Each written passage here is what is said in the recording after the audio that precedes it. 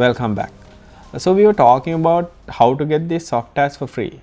When I say it's free, it's not about torrenting and downloading illegally. It's about finding alternative software for the proprietary software which we pay for.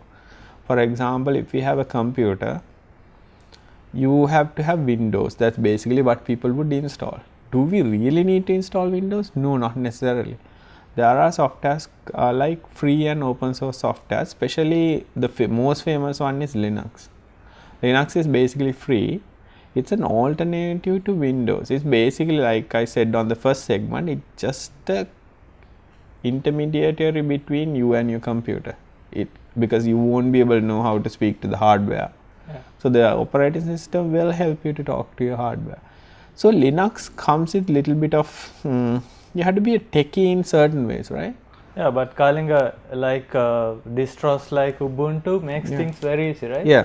So you just have to install Ubuntu and you have everything like Office packages and browsers and the ways to watch videos and musics.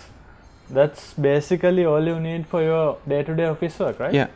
So computers, we basically nowadays use computers for, basically I use it for internet browsing. So for that I use Chrome, which is free. Now I don't need to pay for that, so forget about that.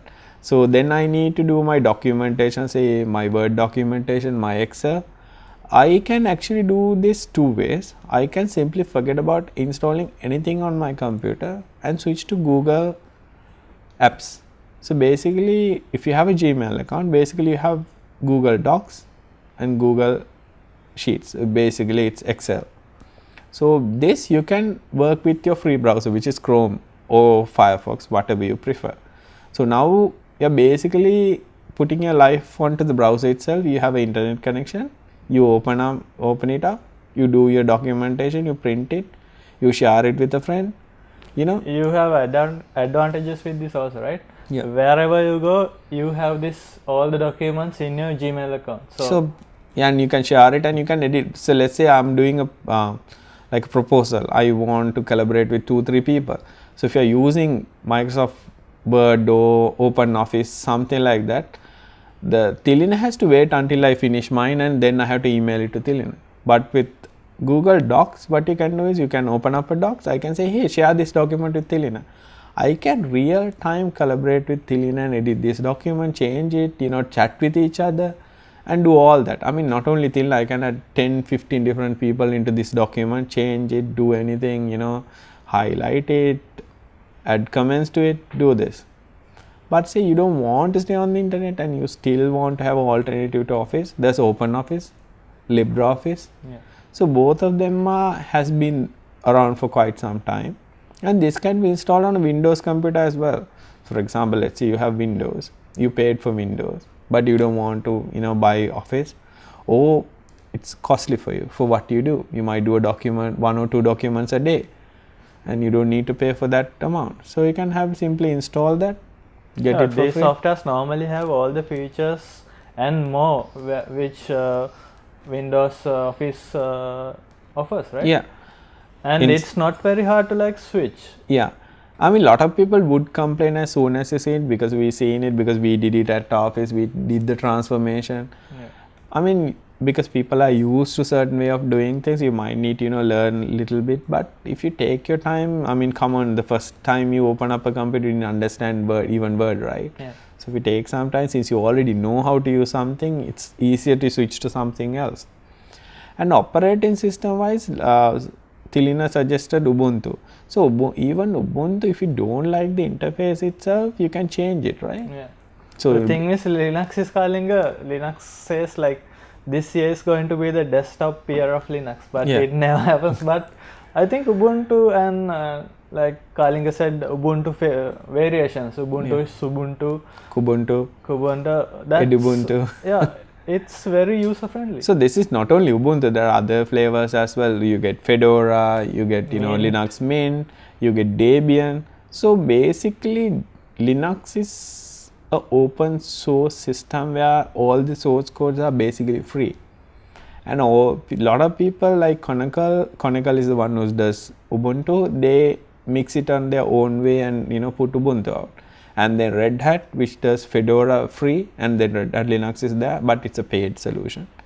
So that's already there, but I would recommend anyone, I mean like even us, use Linux with XFace interface, right? So you can install Ubuntu, and you can install KDE, you can install GNOME. So KDE and GNOME are in like the front end of things. So what you see, if you are more into Windows and if you're happy with Windows, use KDE. So you install Ubuntu. If you don't want to install Ubuntu and install KDE, you can get Kubuntu, which automatically comes with KDE installed. And if you are really worried about, it might do something to your computer, if you install it, if you don't know how to use it, it might be a problem. There are something called live CDs. Yeah. So basically you can go to ubuntu.com, download a CD, write to a CD, and put the CD in. Without installing it, you can actually see it, how it works. Yeah, even on your Windows computer, you can like give it a try and see how, if this works, if this fits for my needs, right? Yeah. But keep in mind, it won't be the full-fledged experience because it will be slower, because it's not actually installed on your computer, it's running on a CD-ROM. But it will give you an idea how it looks like, how it is, how it feels like, whether it will do the things I want. And plus, Ubuntu, basically Linux operating system, including Mac OSs, are somewhat immune to viruses.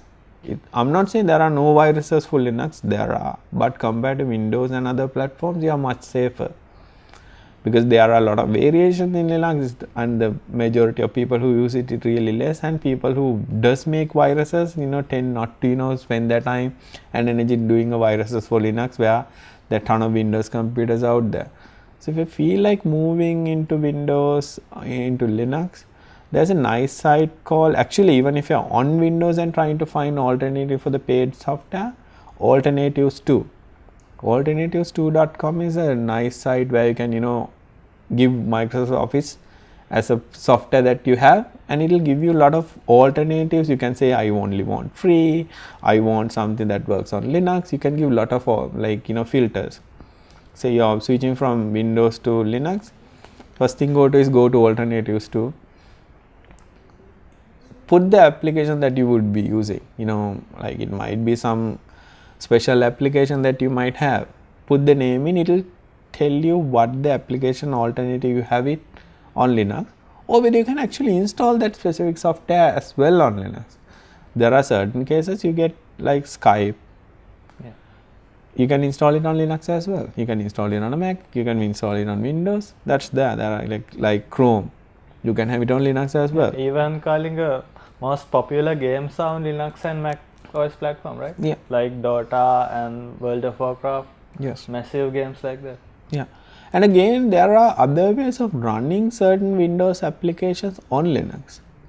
So you might have a Linux operating system installed. You're keen to run a certain Windows application that you don't have an alternative on Linux. So that you can do by using software called Wine, which is also built into Linux, and you can install it.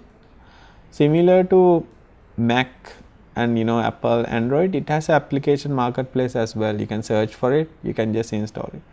But only to differentiate between going from Windows to Linux is, Windows you can get a CD, you can put it in, or you can get the application on a thumb drive, you can plug it in, double click and install it. But with Linux you can't. I mean, with Linux what happens is, it's actually you need a working internet connection to install it, because Linux does download things from the internet when they want to install something. So if you like to know about migrating to different operating system, like what you like to see on your computer, let us know. We'll be more than happy to help you out. And if you even have application that you might need to run on Linux. So that's it for today. Thank you for joining us. See you next week.